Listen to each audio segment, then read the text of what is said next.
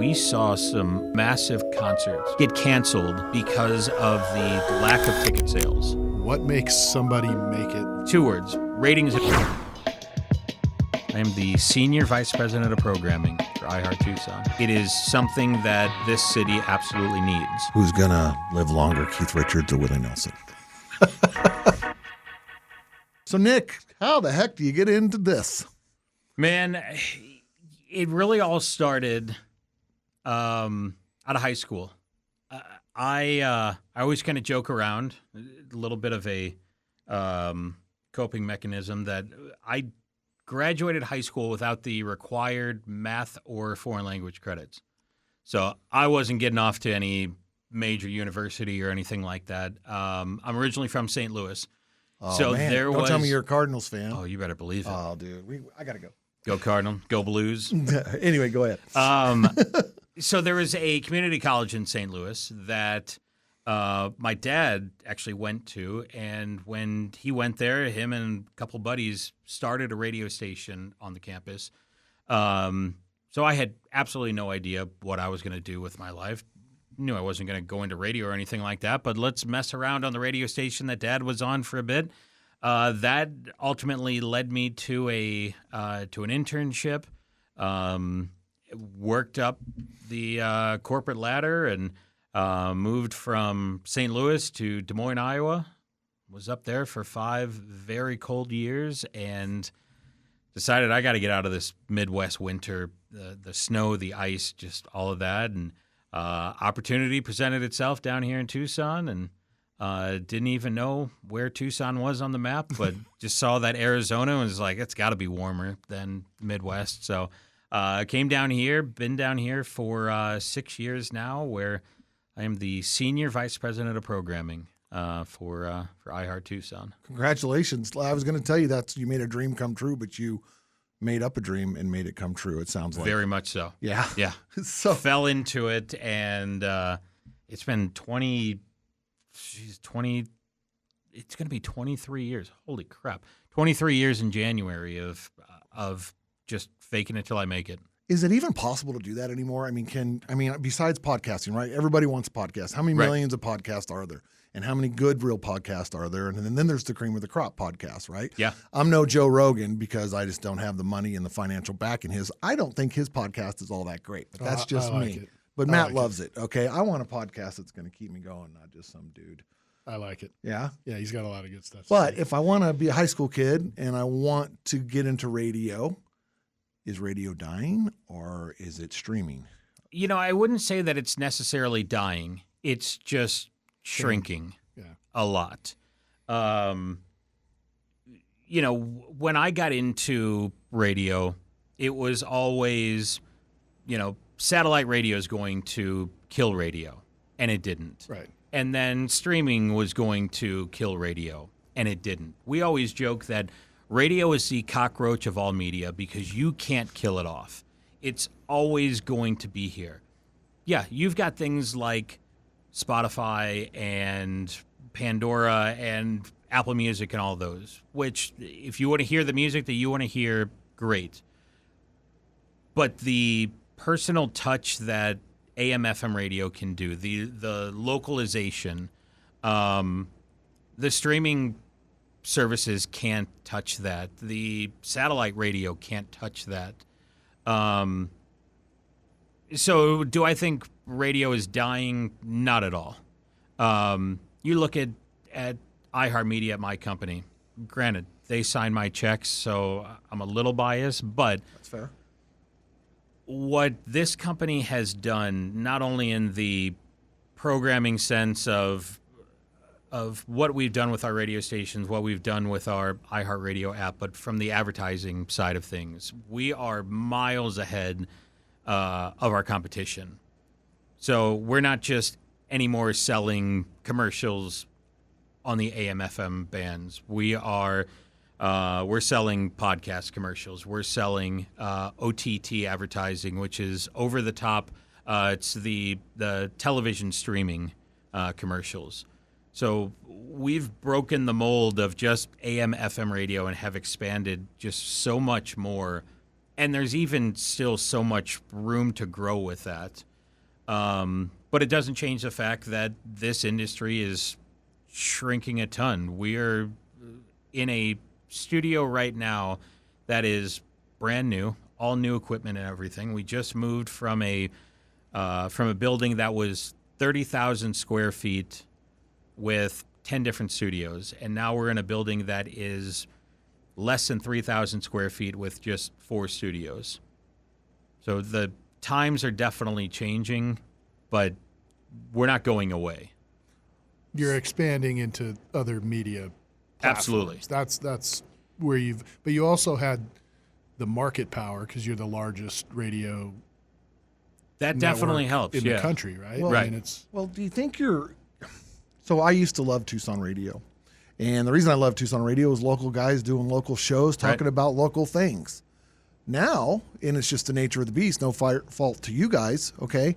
Now we have one center that controls pretty much the radio station across the country for them, depending on what section of the country you're in. Right. But as you showed us earlier, that you could program for those stations as well. So how do you get the Tucson feel? How do you give Tucson love, right? Because Tucson's a special place in so many ways. Oh, yeah. And it's you live here because you want to live here. Let's start there. Right. Okay. And there's so much about Tucson.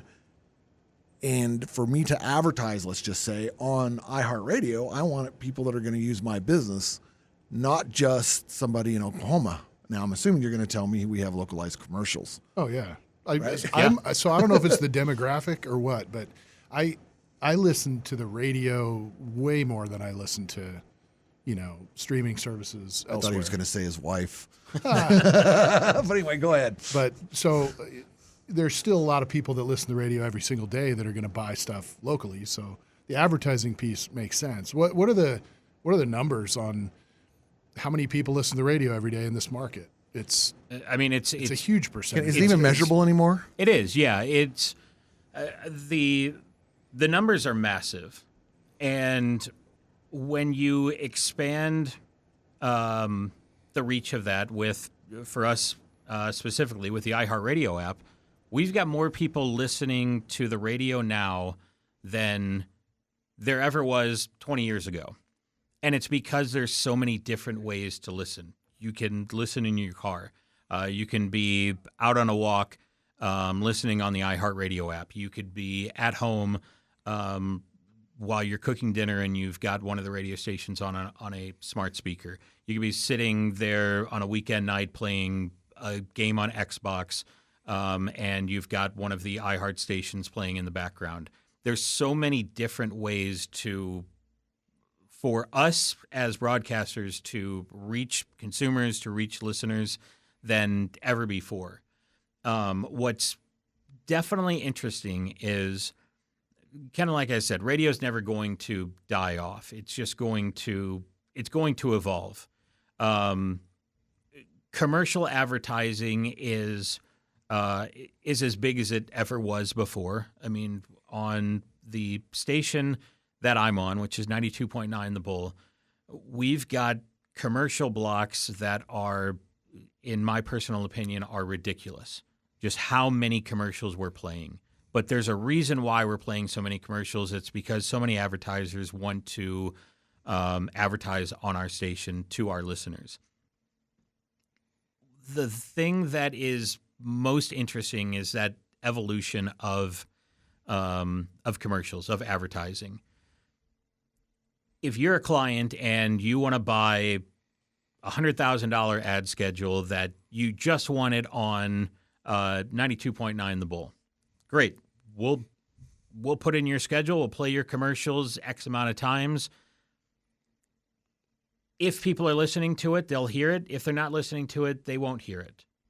Now, the evolution of that is the streaming advertising, to where, as an advertiser, you don't get charged unless that commercial plays. And that commercial only plays unless somebody hears it.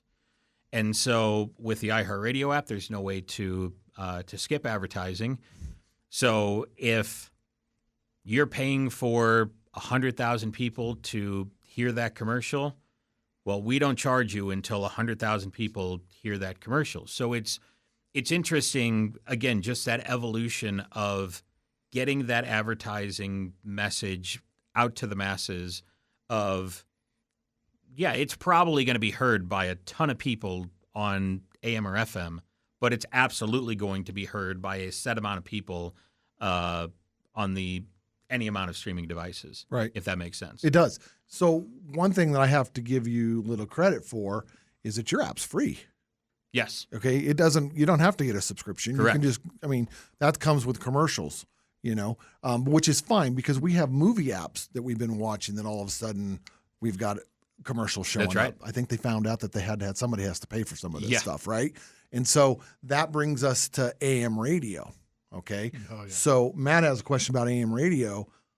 So there's, Is that the first grape going to die off the vine? Yeah, so I listen to AM radio quite a bit in when I'm driving around. Says a lot about you. Yeah, it does. But there's a big push to take it out of new vehicles. Correct. So what do you think's going to happen there? It's funny. That push initially started with the electric vehicles. Right. The car company's concern was that the AM signal would disrupt some of the electronics within these vehicles, which it's been proven left and right that that's not true at all.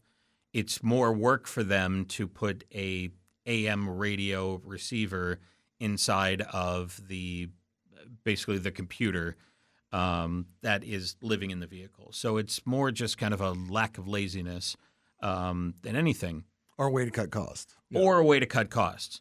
It's funny because we see it behind the scenes here at our company, and I know other companies are the same, that when these conversations come back around, it's always a big push of we need to get the legislators involved with this, and they need to make their voice heard. And usually what it is, it's all the broadcast companies getting behind that push to, call your congressman and tell them that, you want AM radios to stay in vehicles. And it usually dies off for a little bit, and then it ultimately comes back. I could see in a pinch AM radio dissolving more than it has recently. But again, I'll never see AM radio completely going away. And really AM radio will never go away because it was built in initially as a way to help the country leaders in times of war and things like that. It was like an emergency broadcast system. Correct. It's news and sports. It's still the same. Right. Yeah. There are a number of what are called clear channel stations across the country. Our company used to be Clear Channel Radio, not the same thing. Clear channels stations are basically AM radio stations that don't have to power down at sunset. If you're not a Clear Channel AM station, at sunset, you power down. At sunrise, you power up. There are a number of these Clear Channel stations that can be heard literally across the country. Big one back in my hometown of St. Louis was KMOX. You could hear KMOX on any given day down in Texas, down in Florida. It was a flamethrower. It was just a complete flamethrower. And the leaders of the country basically, specialize these specific stations across the country to be Clear Channel stations for, again, if there is any major announcements, major alerts, then they would go on these stations. So in that sense, I don't see AM radio stations ever necessarily going away.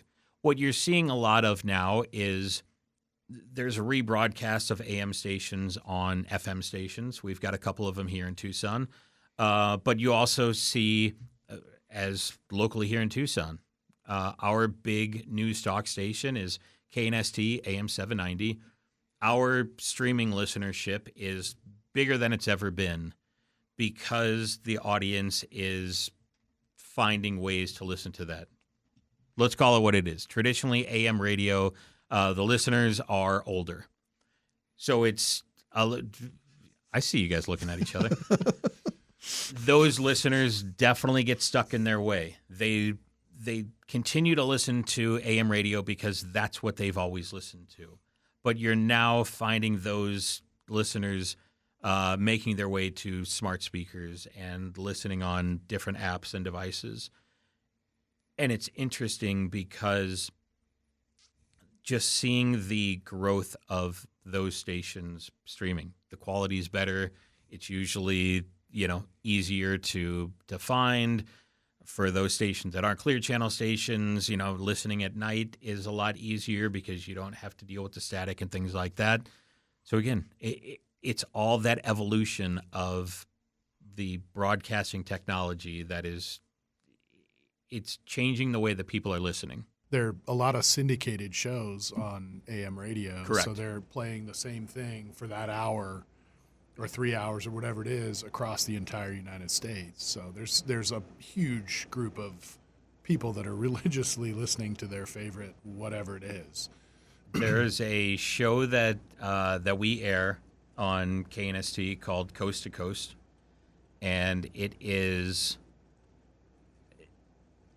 the amount of people that listen to that show, and starts at 11 o'clock at night, goes until 3 o'clock in the morning. The amount of people that live and die by that show, and it's a show that, exactly what you're saying, it is syndicated across the country, but it's unbelievable. The amount of people that, if we've got a problem on KNST at 2 o'clock in the morning, you better believe they are blowing up my desk phone because they can't hear Coast to Coast. So there is a true dedication for some of those shows. Yeah. All right, so this is the I'm not very knowledgeable about radio. What's the difference between AM and FM? Is it just frequency? Is it just a different platform totally? I mean, I used to listen to rock music on FM and everything else on AM, and that's just how it worked out, right? And then AM was all talk shows. Yep. And being somebody that worked out of their car, Matt and I are a couple real estate agents, so we're on the roll all the time. So that's where we would go over to AM. But what is the difference between FM and AM? Is it just the frequency? It is. I mean, there's a number of different nerdy technical ways that I could break that down, but you can tell the difference between Quality. AM and FM. I mean, quality is above and beyond the biggest difference there. It's how the signal is being broadcast. That's also the biggest difference. It's funny, we as broadcasters about 15 years ago or so, we rolled out HD radio. And HD radio was supposed to be the next big thing. HD radio was supposed to be that thing that put up both middle fingers to satellite radio. And it was right around the kind of the tail end rollout of HD TV. And for FM stations, you go from kind of FM quality to, we used to promote it as CD quality, but a normal listener couldn't really tell the difference. And so for them, they didn't care. Their FM quality was just as good. Well, what it also did was it made AM quality stations as good as FM quality, but nobody ever knew that. And so it was a way to kind of merge AM and FM into this next big thing. And HD radio was supposed to be great because all the stations had these additional, as we call them, side channels. So, our station, 93.7 KRQ, we had 3 different HD stations. So it was completely different program stations, and nobody cared. Again, it kind of goes back to, what you're getting with AM radio, what you're getting with FM radio. and you just kind of go with it. It's always been that way. It's always been that way. And you were okay with it before. Well, you're okay with it before. Why change Reinvent it? the Well, here's why AM radio is so important. It built America, man. It did. I mean, I used to lay in my bed, and I'm really going to age myself and listen to the Dodgers play, right? And part of it was the static. Part of it was trying to get it to tune in before you missed the next run, next hit. Dodgers. It was back then. You lived in Arizona, right? You got the Dodgers, right? You didn't get anybody else. That's terrible. My fault, you're a Padres fan, you know, just the way it is. So let's- but it's like, so it almost takes us from the Waltons to Friends, right? That's kind of the difference to me. And I know that's put in a silly way, but people can grasp that. People are going to be going, who are the Waltons? Well, Google it. Yeah, that's what they'll do. So let's talk a little bit about the process that you guys go about getting bands to come play in Tucson venues. So how are we going to get bigger, better bands to come to Tucson? I want to back up just a little bit before you answer that, because I want to ask, why should you, besides the coolness factor and the chicks and stuff, the alcohol, why should you be in a band? Why should you make that your career? Okay, is there any money? It truly is a dream. It is for me. It is. Okay, is there any money in it? Out, is there anything to do in it besides stadium tours? I mean, I went to Cyndi Lauper a couple weeks ago, but I've seen her at the Fox. I've seen her at a casino, which was horrendously terrible, and then I saw her stadium show, which was amazing. The one at the Fox was amazing, and the one at the stadium was. But is she making any money? So it's funny. A guy that just walked by the door. He does the afternoon show on our country station. He used to be in a band here in Tucson. They had, from what I saw, they had some moderate successes, and haven't really done. They didn't do anything and broke up. And now him and some of his old bandmates have got together with some other guys, and they are starting a new band, and they're cutting a record and things like that. And I ask him that, almost that same question, is why do it? For him, it's just being in a band. It's that He loves to play music. All right. it's being able to play music. Will he make millions and millions of dollars? For him, I would hope so, but I don't know. Most don't. Most don't. But what you're seeing now with a lot of these shows this year in particular, we saw some unbelievably massive concerts, whole tours get canceled because of the lack of ticket sales. Now, whether that is a company like Ticketmaster charging ridiculous fees left and right that people don't want to pay those fees. Yeah, you've got the resales.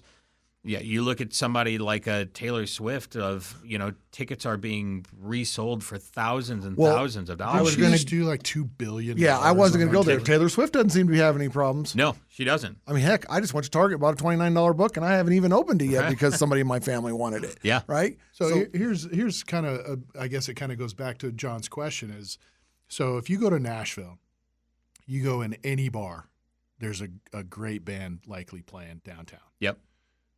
What makes somebody make it versus not make it? It's changed so much over the years that now it is what can that individual, what can that group do socially? Social media. We and saw stuff, it yeah. from the radio side. We saw it over COVID. The amount of songs that became hit songs we found through TikTok. Yeah. Because there were people, playing songs in their house because they couldn't leave, and then they pushed it out to the masses, and all of those people started sharing those songs left and right, and all of a sudden you've got millions and millions of views and likes and comments and it's like this is a hit. So they have to bring something with them already. You really kind of have to prove yourself first.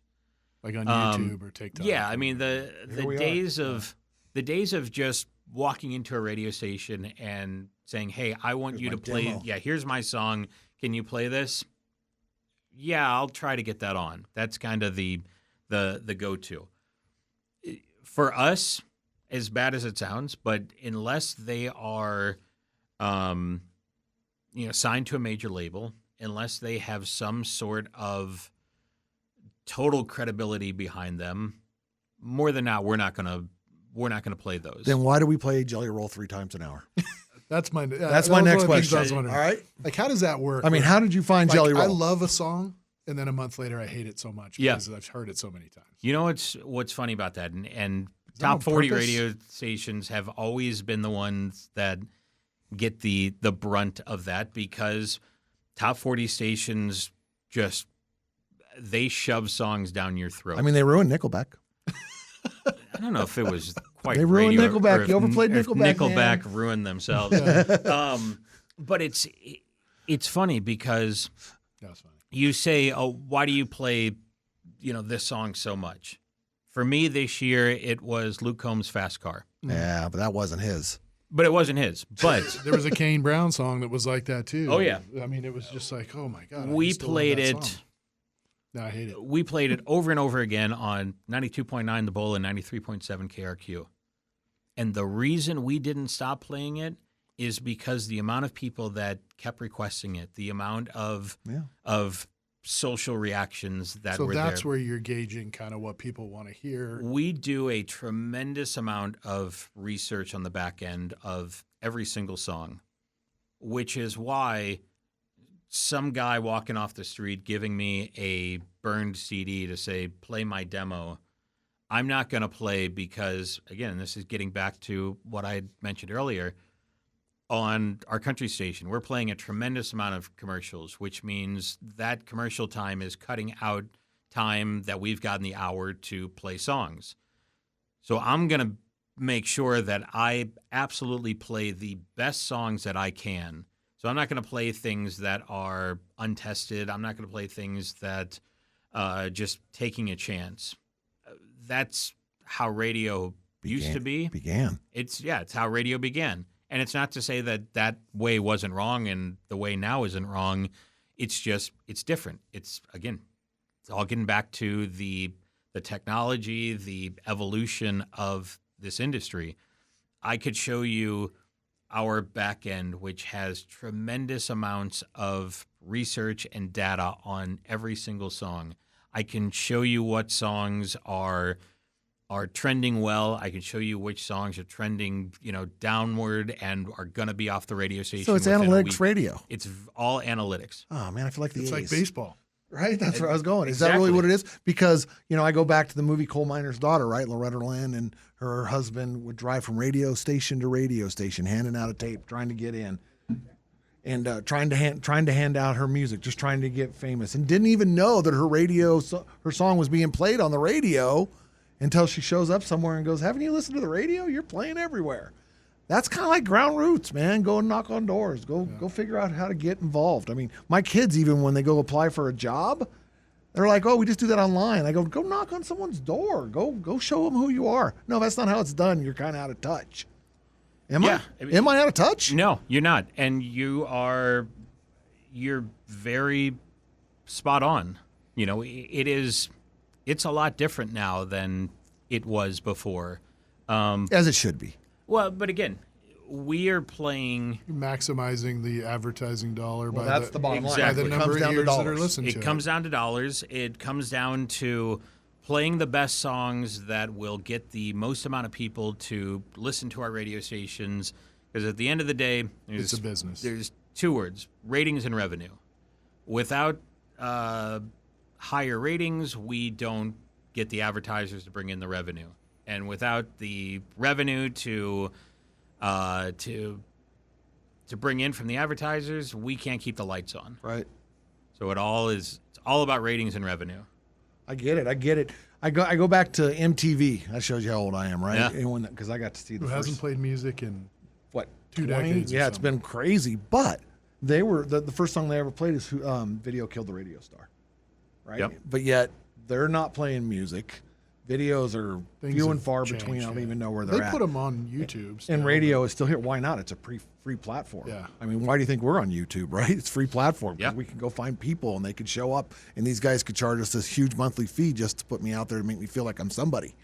Right? Yeah. Yeah. Yeah. So, but it's out there, and people want to feel heard, and they want to feel like they're part of the industry. I want to make sure that we get back to that question about Tucson and bringing talent to venues that we have here and how that works. And like I was saying before we actually started was, we see somebody that ends up being big at a smaller venue in Tucson. Like I brought up Kane Brown, who was opening for somebody else. He was awesome. Yep. But then we're not going to probably see Kane Brown again unless we drive to Phoenix. Right. So is that going to just be that way because it is what it is? Again, it's ratings and revenue. I think it's a little bit of that. I will say that Tucson, because of how close we are to Phoenix, we are very much attached to them, we're very much the minor leagues. Yeah. We'll get those new and upcoming artists, or we'll get those artists that they've definitely been around for a minute.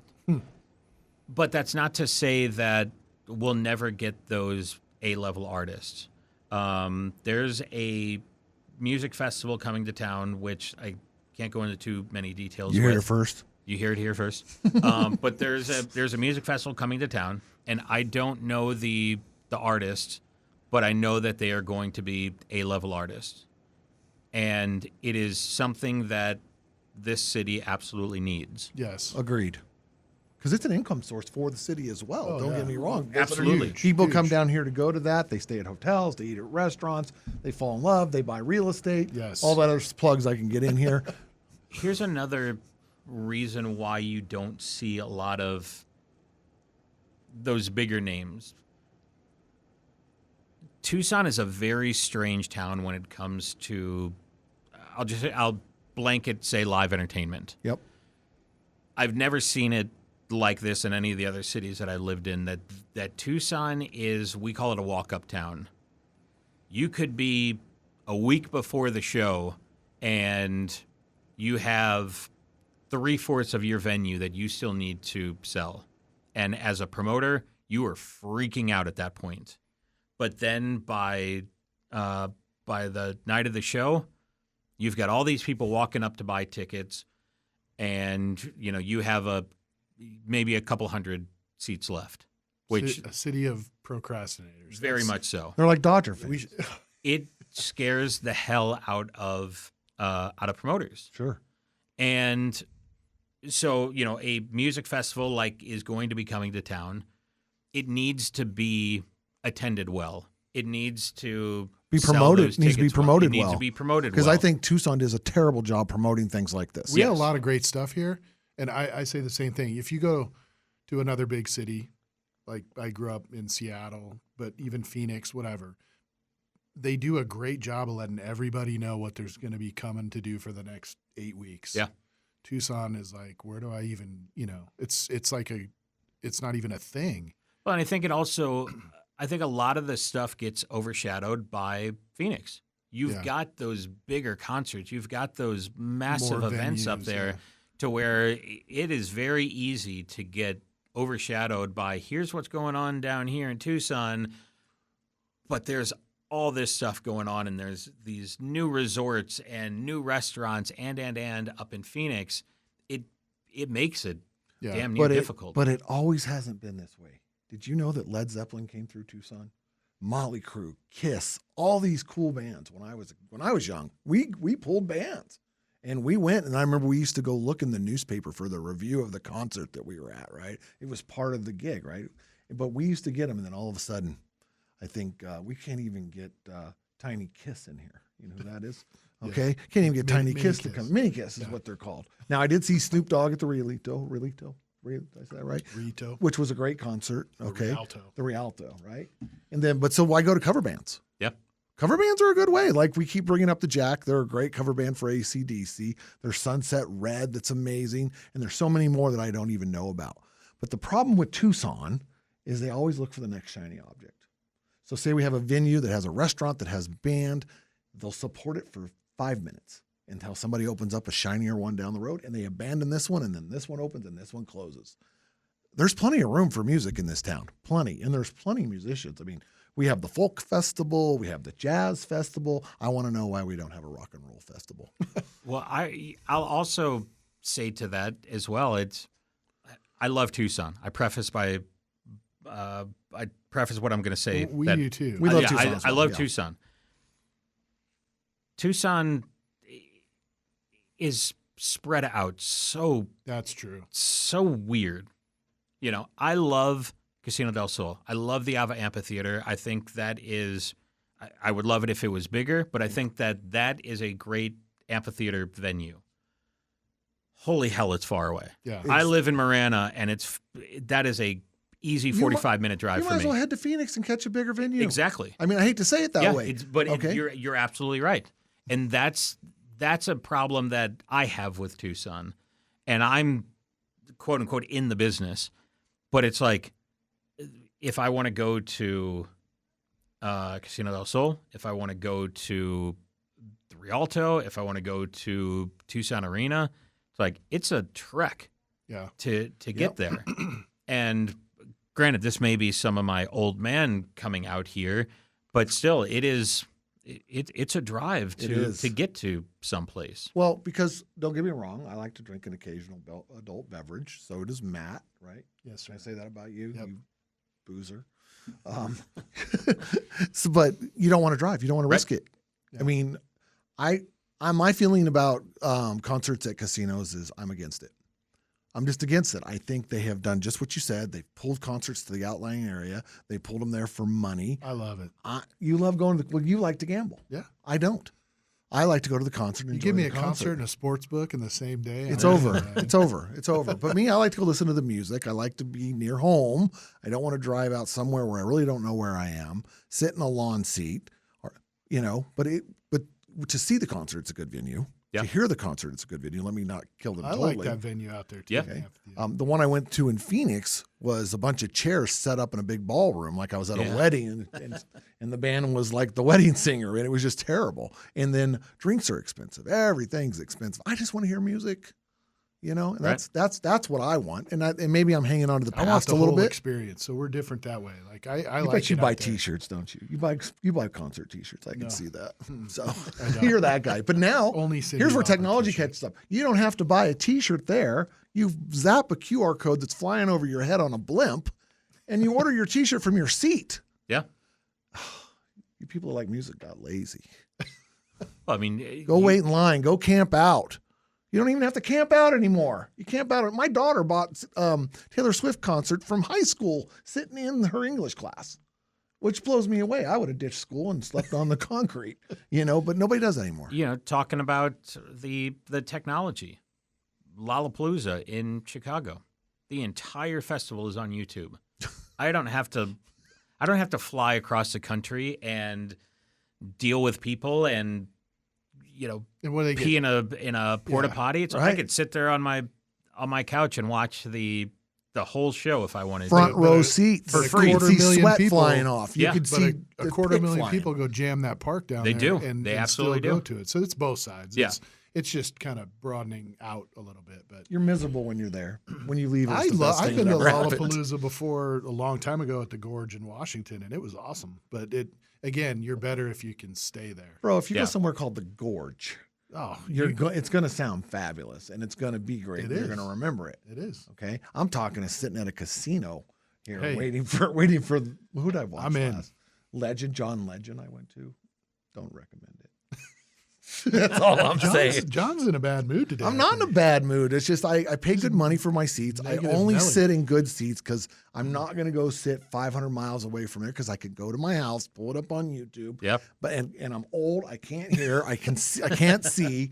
All right. And I like to be close and I like to be front. My wife hates going to concerts, so we can afford to buy. You see why John's not a music promoter. Right. But no, it's the truth. The truth is there. There's so much great music out there. I don't have to put myself through that unless I really, really have to. Well, that goes back to what we were talking about before with just so many avenues to be able to listen to what you want to listen to. Oh, well, that's my other push problem, right? With the streaming, you only listen to the music that you've heard so you can sing along and Right. enjoy it. you're not opening yourself to any new artists. You're Correct. not giving them a chance whatsoever. So listening to iHeartRadio, it sounds like we can only listen to people that are under label. Trending. So there's got to be a happy medium here to keep the music business alive. I mean, we do break a lot of artists. We do debut a lot of artists.